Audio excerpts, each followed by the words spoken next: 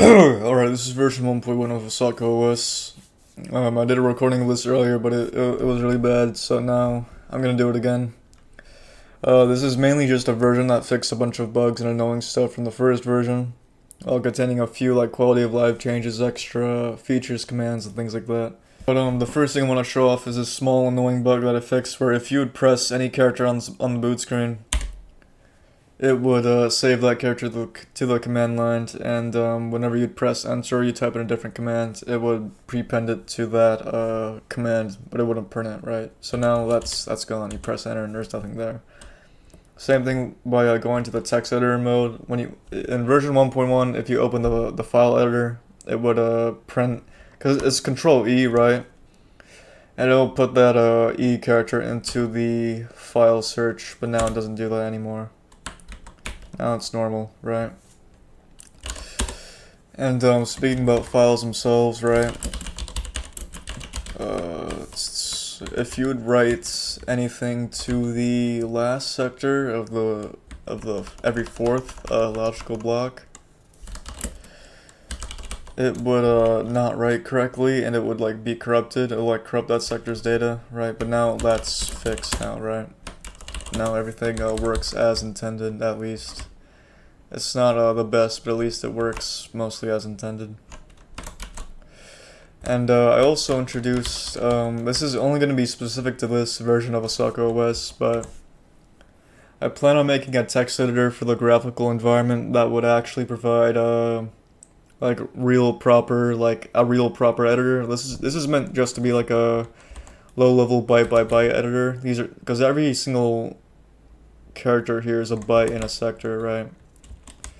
And obviously you wouldn't want to write a script like this that's like both readable and stuff, while it's like wasting all this, all this space over here, right? So but for now I just introduced like a few small shortcuts to do stuff quicker.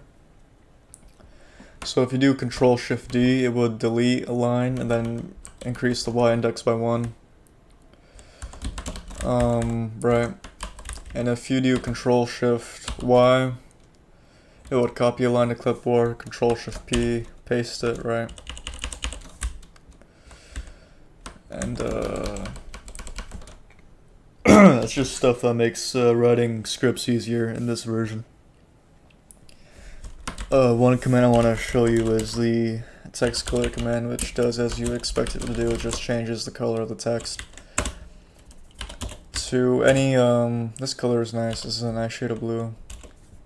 But you can even change the background, so you could be like this, right? It doesn't change the entire background of everything, but it changes what you type. But let's say there's also like boot scripts, right, which I showed off in the video. So if you want to say let's say you want to use a specific text. Say you like the white, or like you like how that blue looked, right? So I think that was 9. And you want to say, "Welcome back to osakaOS." There's also, I might as well show this off. There's a alt code as well. So if you hold down the alt key, type in any hexadecimal value that's a byte large, so no 2 bytes or anything like that, right? Nothing greater than 256 or FF. Then it will print that, if it's not like a specific special character used for printing stuff in the printf function. If you do Alt-01, let go of Alt, then press any other key, then it's going to print a smiley face, right? So if you do Alt-02, it'll print the one with color, right? And if you do like Alt-84, it's going to print that. If you do Alt-10-0, it's going to print that. It's a big endian, right? So that's how it works. And then let's say you also want to print the files that are on the disk. Let's say you just want to separate that by a new line and then put the files on the disk, right? So now we have this wake up file, so we execute wake up, and that's what it does, right? So let's say we set the text color back to, let's set it back to 6, whatever, this ugly brown, right? We could reboot the operating system using the reboot command. gonna reboot VirtualBox. We get to the boot screen, right? We press any key, and it instantly executes that script. So now we're immediately typing in this text color and stuff, right? We immediately have this message up here. We also added command line arguments to the scripting system. So if you do $0, right, if we execute wake up with nothing added, just wake up, it's going to print out 0. It's going to be defined as 0. If we execute it with the argument 80, it's going to be defined as 80. If you do 89, it's going to be 89. If you do that number, it's going to be that number, right? And if we change it to 1, then it's going to be nothing. But if we pass the first argument, it's also going to be nothing. If we pass the second argument, it's going to be 67. So we pass, so this second argument is $1, and this goes up to 10 maximum arguments you can have for a command line. So that makes it easier to receive like input from a user on something, right?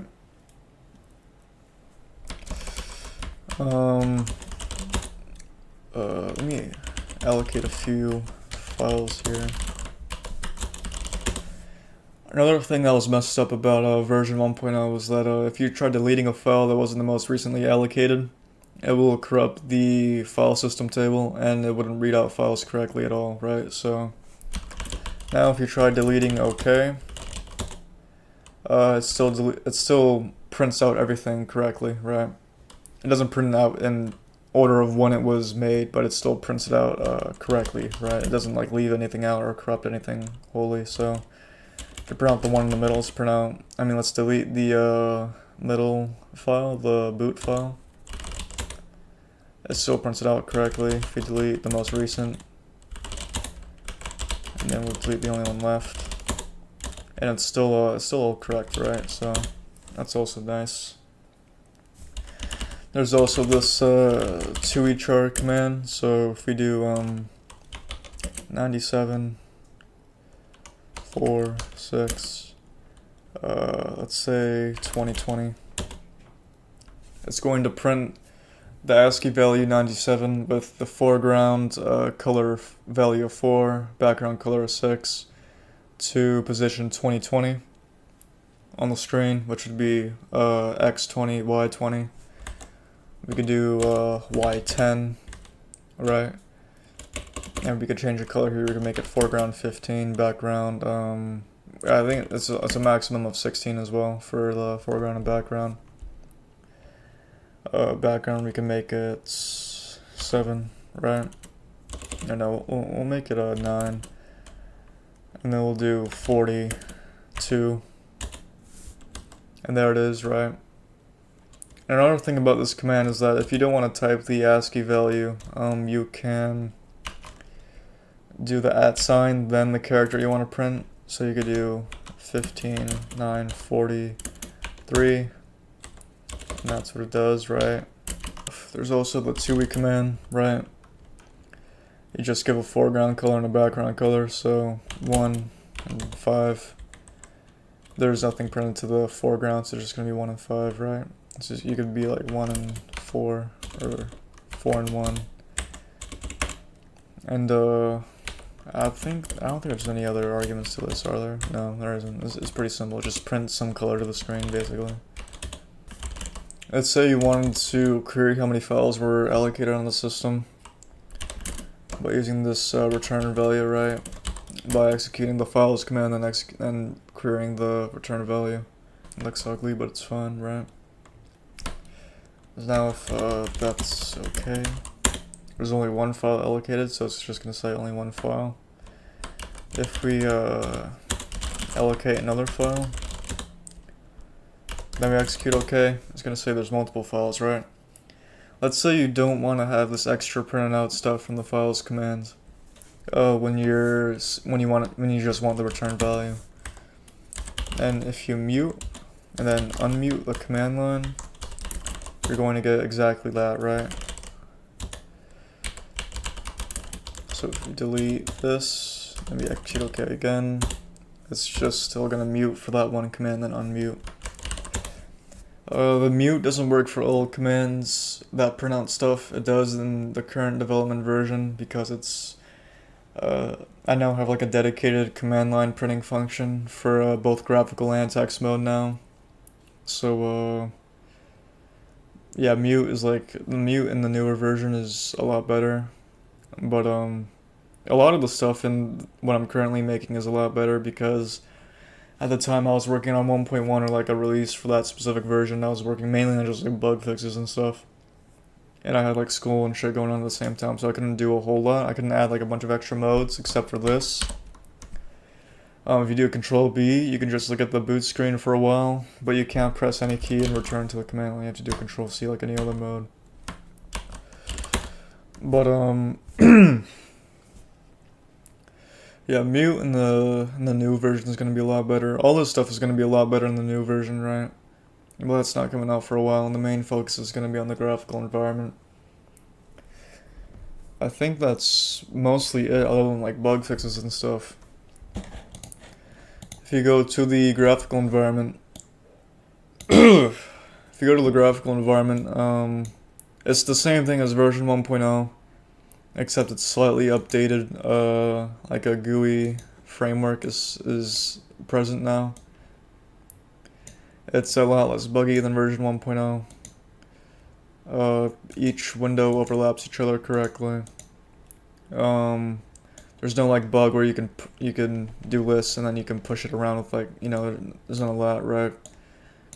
There's no like true minimize. It just minimizes back to the original resolution it spawned with. And there's no resize either. There's resize in the version I'm working on, and I'm working on a minimize, like an actual like minimize bar as well. But there's also no Osaka simulator in this one. You press the Windows key, it just comes up the list. There's nothing else other than that though. Pressing keys doesn't do anything, right? I'm assuming you already watched version 1.0, so this isn't like for, like if you don't know any of this stuff I'm talking about, then just watch that video that I made a while ago when I released 1.0. I'll probably make another video like that for 2.0, meant for like new users and stuff to get them acclimated with the operating system, but this is just for people who are already in the know. And that's pretty much all I had to show off for this video.